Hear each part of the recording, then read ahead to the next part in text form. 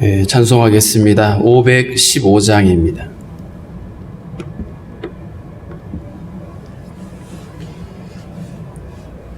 찬송 515장.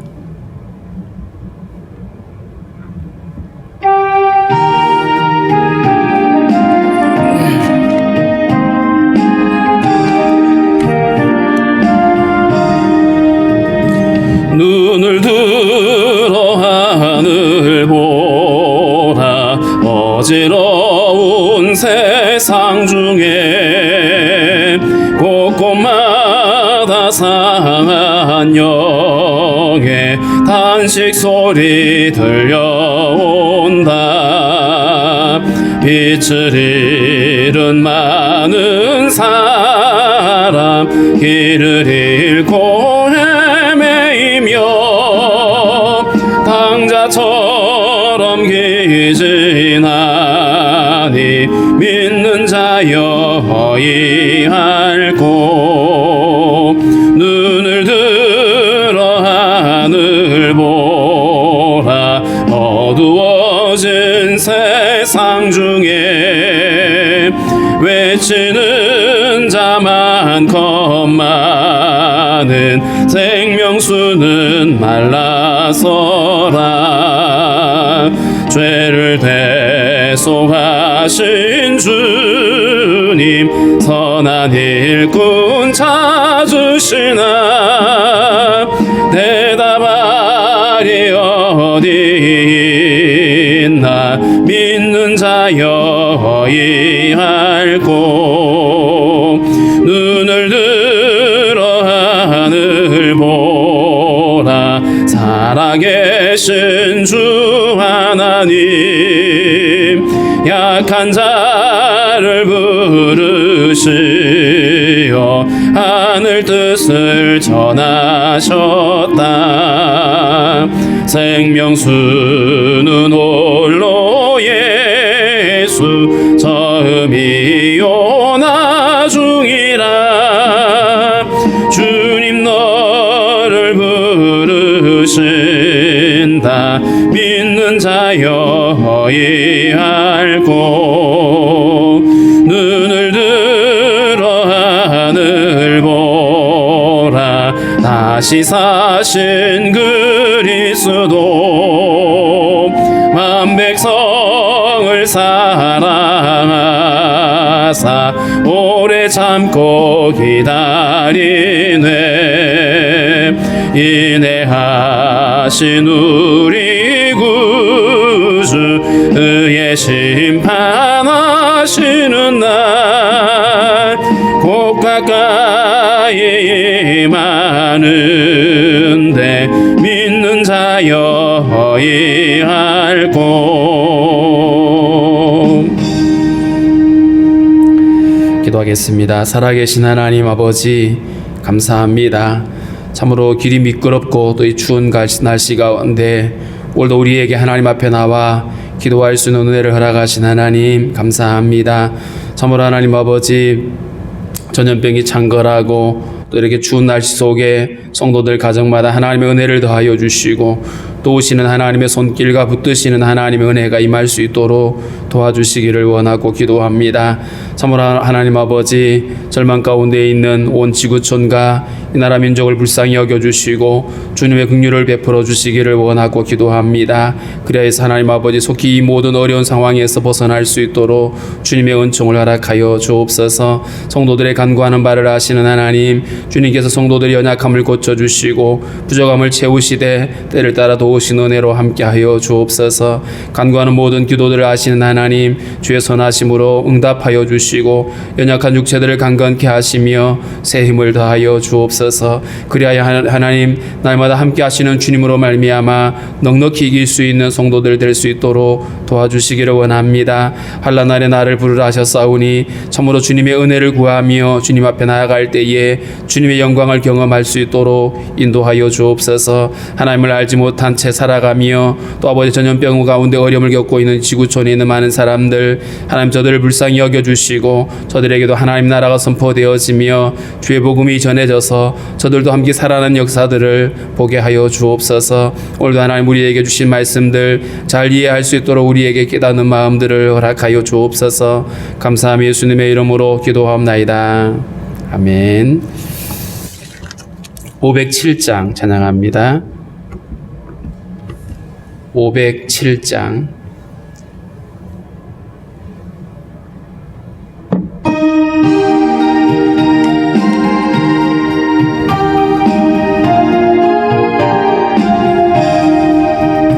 저북방 얼음산과 노대양산 오섬 저남방 모든 나라 수많은 백성들 큰 죄악 범한 민족 다 구원 얻으려 참빛을 받은 우리 고도라 부른다.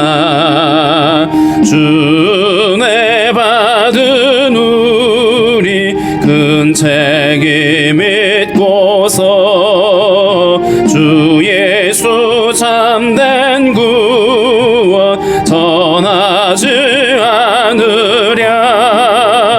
온 세상 모든 백성 참 구원 얻도록 온몸과 재산 드려 이 복음 전하자.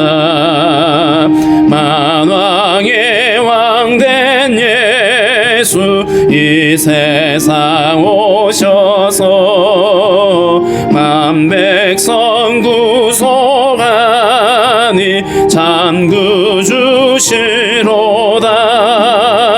저부는 바람 따라 이 소식 퍼지고 저 바다 물결 따라 이 복음 전하자. 아멘. 누가복음 10장 1절부터 20절 말씀.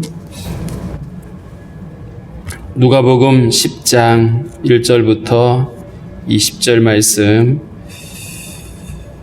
교독하겠습니다. 그 후에 주께서 따로 70인을 세우사 친히 가시려는 각 동네와 각 지역으로 둘씩 앞서 보내시며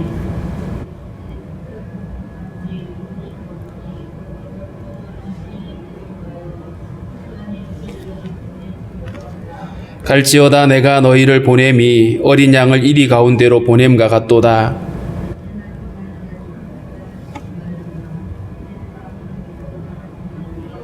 어느 집에 들어가든지 먼저 말하되 이 집이 평안할지어다 하라.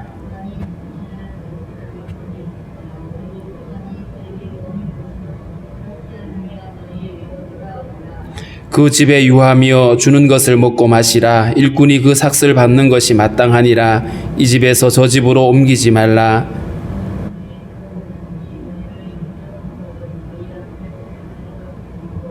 거기 있는 병자들을 고치고 또 말하기를 하나님의 나라가 너희에게 가까이 왔다 하라.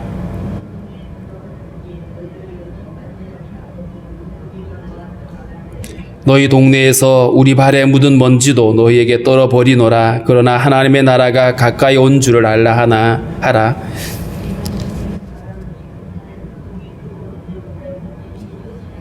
화 있을진저 고라시나 화 있을진저 벳세다야 너희에게 행한 모든 권능을 두로와 시돈에서 행하였더라면 그들이 벌써 베옷을 입고 제에 앉아 회개하였으리라. 가버나움아 내가 하늘에까지 높아지겠느냐 음부에까지 낮아지리라.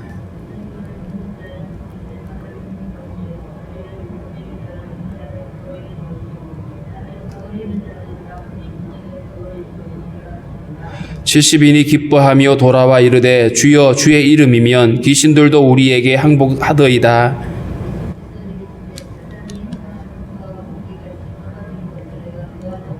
내가 너희에게 뱀과 전갈을 밟으며 원수의 모든 능력을 제어할 권능을 주었으니 너희를 해칠 자가 결코 없으리라.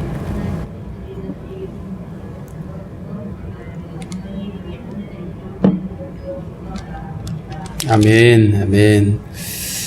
예수님께서 제자들을 파송하시는 장면이 나와 있습니다. 앞서서는 12제자들을 보내셨는데 오늘 본문 1절에 보니까 그 후에 주께서 따로 70인을 세우사, 70인이라고 하는 숫자, 이 70이라는 숫자는 성경에서는 모든 민족을 가리킬 때, 열방을 가리킬 때 흔히 사용하는 상징적인 숫자입니다. 70인을 세우셨다. 이 말은 결국 주님의 목적이 결국 그 동네만이 아니라 사실은 모든 열방까지 이 복음이 전해져야 될 것을 말씀해 주고 있고요. 또 1절에 보면 이런 표현이 있습니다. 친히 가시려는 각 동네와 각 지역으로 둘씩 앞서 보내시며, 둘이라고 하는 숫자는 증인의 숫자입니다. 그래서 제자들을 짝지어서 두 사람씩 보내어져 복음을 전하게 하는데, 그런데 친히 가시려는 각 동네 이렇게 되어 있습니다. 70명을 나누어서 보내시는데 예수님이 그들의 뒤를 일일이 다 따라다녔는지는 모르겠습니다만 여기서 친히 가시겠다라고 하는 이 말씀 안에 주님의 목적이 사실은 땅끝까지 주님이 가시기를 원하시는 것이고요. 주님의 시선의 끝이 땅끝까지 있기 때문에 여기서 친히 가신다라고 하는 것은 복음을 전하는 제자들과 주님이 함께 가신다. 그리고 그 제자들이 선포되어지는 그 복음이 선포되어지는 곳에 하나님 나라가 함께 임하는 것이죠. 그렇기 때문에 오늘 우리가 1절은 열방을 향한 하나님의 열심, 그리고 그 복음이 전파되어지는 곳마다 하나님 나라가 함께 세워진다라고 하는 이 사실을 우리는 기억을 할 수 있어야 됩니다. 그래서 주님의 의지와 주님의 목적이 바로 땅끝에 있고 모든 민족에게 있다는 사실을 우리는 생각할 수가 있어야 됩니다. 2절 말씀에 보니까 추수할 것은 많되 일꾼이 적으니 라고 되어 있습니다. 추수할 것은 많은데 일꾼이 모자란다. 그러면 일꾼을 더 모아야 되겠죠. 여기서 추수할 것이 많다라고 표현했는데 이 말은 복음을 전해야 되는 지역 혹은 복음을 들어야 되는 대상이 많다는 뜻이기도 하죠. 땅끝까지 복음이 전해지기 위해서는 많은 사람들이 필요합니다. 많은 이 세대에게 복음을 전하기 위해서는 많은 일꾼들이 필요하죠. 자, 그래서 그러므로 추수하는 주인에게 정하여 추수할 일꾼들을 보내주소서 하라. 추수할 대상들을 추수하기 위한 일꾼의 열심인데 일꾼이 모자라니까 주인에게 일꾼을 더 보내달라고 요청을 하라 이 말입니다. 결국 이 복음을 전하는 일이 얼마나 시급한 일인지를 기억하고 그 일에 함께 참여할 뿐만 아니라 그 일을 위해서 함께 기도하라라는 말씀을 하고 있습니다. 복음을 전할 때 우리가 반드시 동반되어져야 될 것이 바로 우리 열심으로 우리가 전하는 것으로 만족하는 것이 아니라 땅끝까지 복음이 전해져야 된다라고 하는 이 목표와 그리고 그 일을 위해서 하나님께 기도하는 일들을 함께 병행할 수가 있어야 된다는 것을 알 수가 있습니다. 3절 말씀부터는 이제 그 파송받은 전도자들이 가져야 될 마음의 자세들, 그리고 그들을 보내시는 주님의 마음이 어떠한지를 말씀하고 있는데요. 갈지어다 내가 너희를 보냄이 어린 양을 이리 가운데로 보냄과 같다. 우리 생각에는 차라리 주님이 우리를 맹수처럼 만들어 놓으시고 힘없고 약한 자들에게 가서 막 전하게 하시면 훨씬 더 효과적일 것 같은데 주님은 도리어 이리때 가운데 양을 보내는 것처럼 약하고 가련한 자들을, 성도들의 그 연약한 모습을 주님이 사용하신다라고 말합니다. 그래서 우리를 결코 이리때로 만들거나 맹수로 만들지 않고 어린 양을 이리때 가운데 보내는 것처럼 보내고 계신다. 우리를 택하고 보내시는 그 주님이신데 우리에게는 그렇습니다. 우리가 보기에도 스스로 보잘것없고 부족한 자들인데, 그런데 기억할 것은 우리를 보내시는 분이 주님이시고 우리를 붙드시는 분이 주님이라는 사실을 우리는 잊지 말아야 됩니다. 거친 광야와 같은 곳에 가는 그 이리때 가운데 가는 어린 양 같지만 주님이 붙드시면 누구도 해칠 수가 없다라는 사실을 알 수 있죠. 무엇보다도 그렇게 보냄을 받은 전도자들은 지혜롭고 순결해야 됩니다.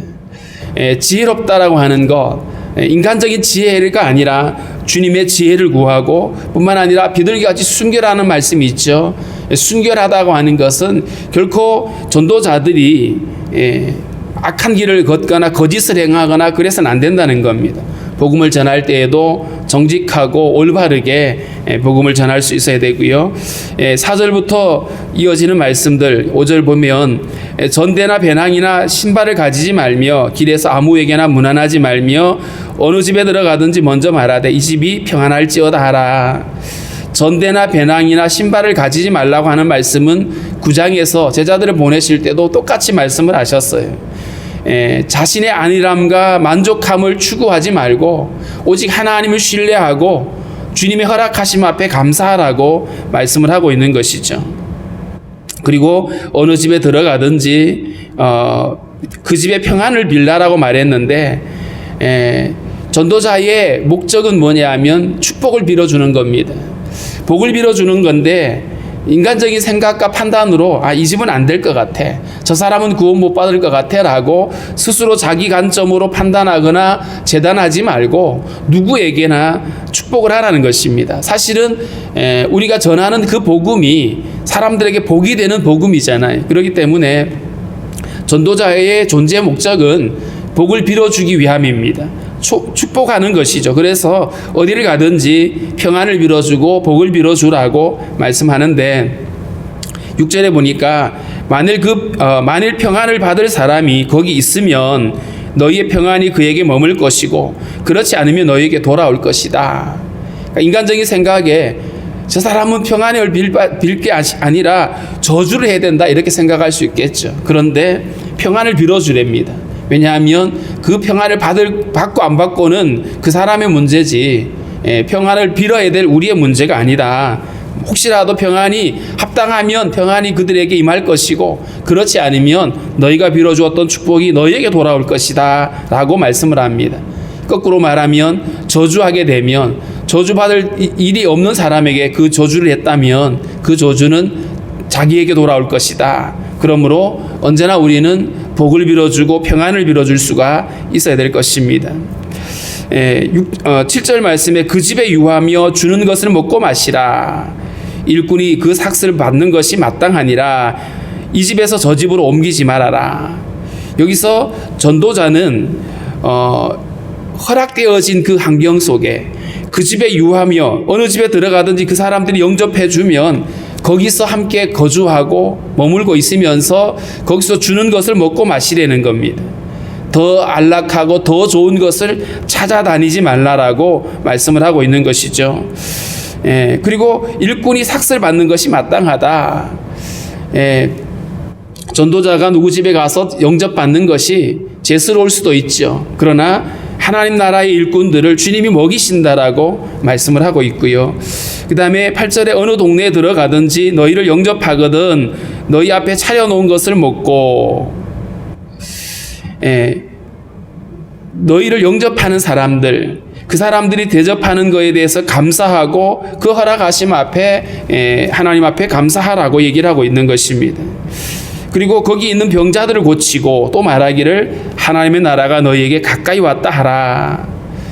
전도자들을 영접하는 사람들, 복음을 영접하는 사람들, 그들에게 하나님 나라가 가까이 왔다라고 전하라고 말합니다.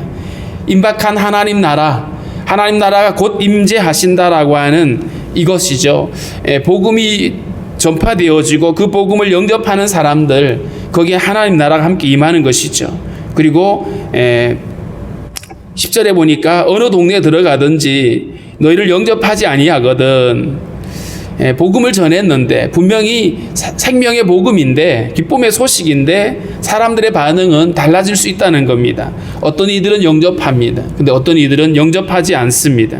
그런데 너희를 영접하지 않거든 거기서 너희들이 실망하고 주저앉아 있지 말고 싸우지 말고 그 거리로 나와서 말해라. 너희 동네에서 우리 발에 묻은 먼지도 너희에게 떨어버리겠다. 이 말은 복음을 영접하지 않는 사람들에게 그것이 어떤 의미인지를 말해주라는 뜻입니다.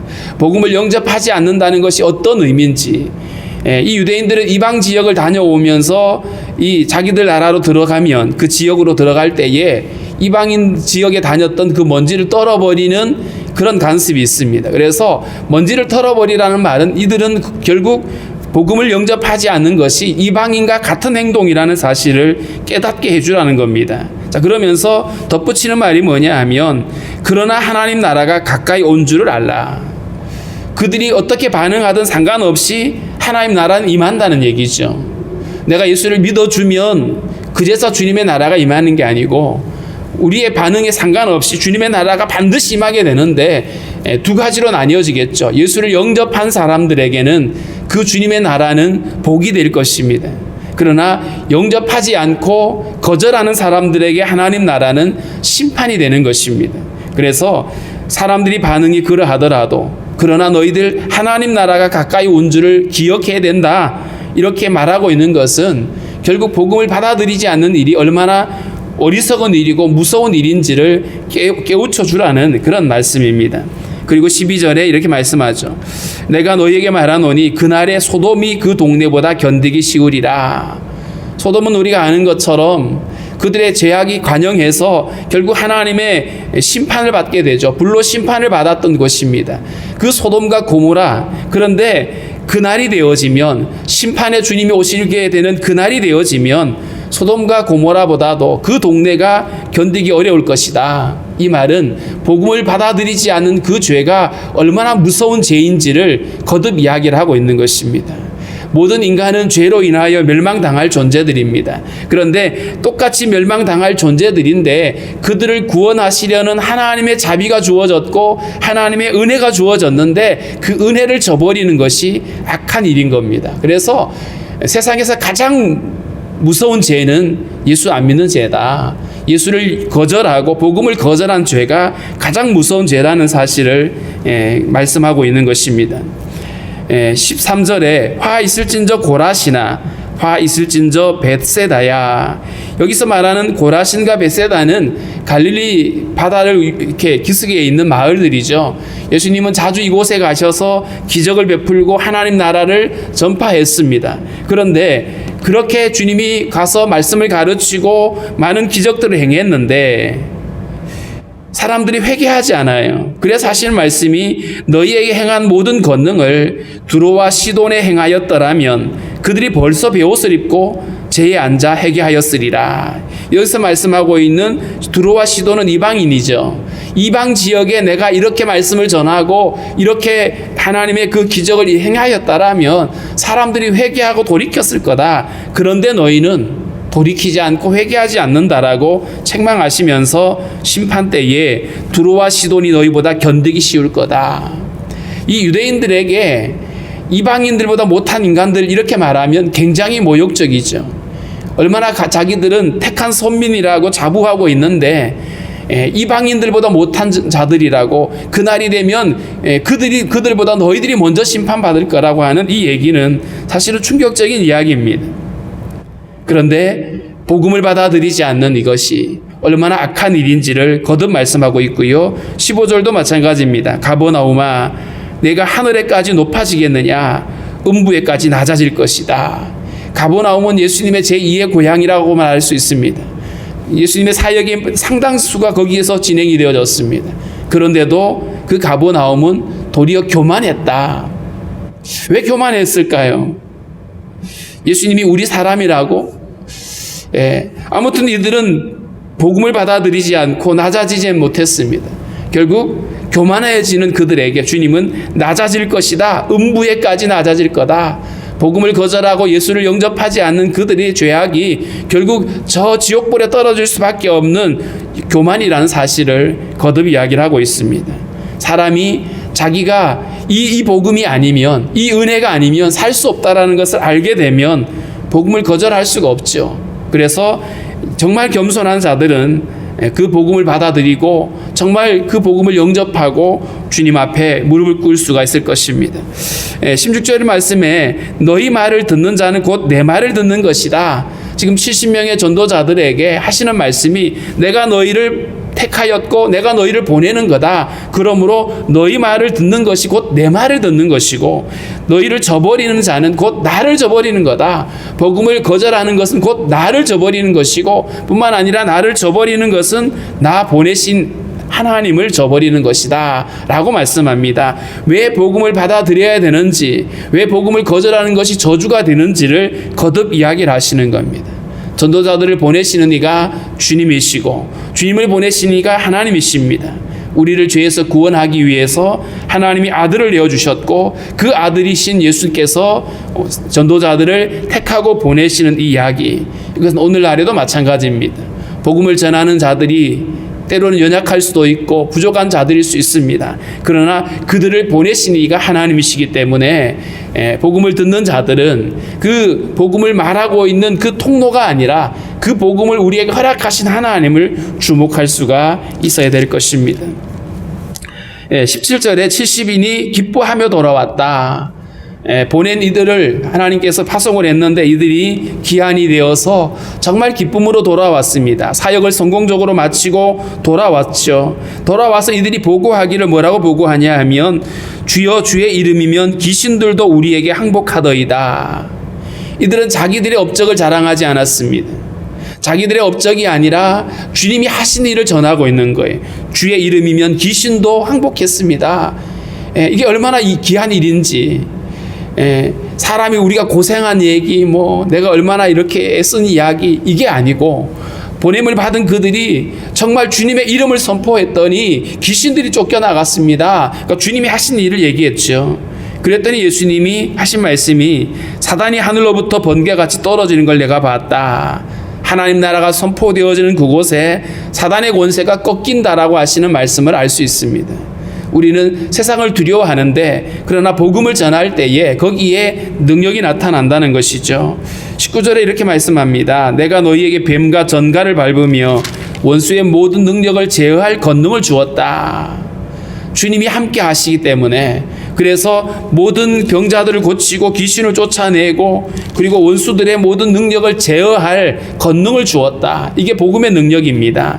어떤 개인의 어떤 능력이나 어떤 그 사람의 자격이 아니라 그 사람의 실력이 아니라 주님이 그 복음 안에 그 권능을 허락하셨다는 것이죠. 그래서 너희를 해칠 자가 결코 없으리라. 예수의 이름으로 나아가고 예수의 이름으로 선포되어지는 그 복음의 능력이 있다라고 말씀을 합니다.